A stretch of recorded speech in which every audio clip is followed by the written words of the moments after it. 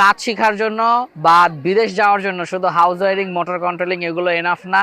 আপনাকে শিখতে হবে অটোমেশন, পিএলসি, ভিএফডি, এইচএমআই অন্তত বেসিকটা শিখতে হবে। যে কোনো উন্নত কান্ট্রিতে গেলে আপনি ইনশাল্লাহ অনেক ভালো ইনকাম করতে পারবেন। আসসালামু আলাইকুম।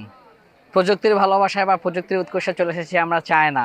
প্রতিনিয়ত বিদেশি স্টুডেন্ট, বিদেশগামী স্টুডেন্ট এবং বিদেশ ফেরতি স্টুডেন্ট এদের সাথে কাজ করে, এদেরকে কাজ শিখিয়ে এবং চায়নায় এসে প্রযুক্তি দেখে আমরা যা বুঝতে পারছি তা হলো কাজ শেখার জন্য বা বিদেশ যাওয়ার জন্য শুধু হাউস ওয়ারিং, মোটর কন্ট্রোলিং এগুলো এনাফ না। আপনাকে শিখতে হবে অটোমেশন।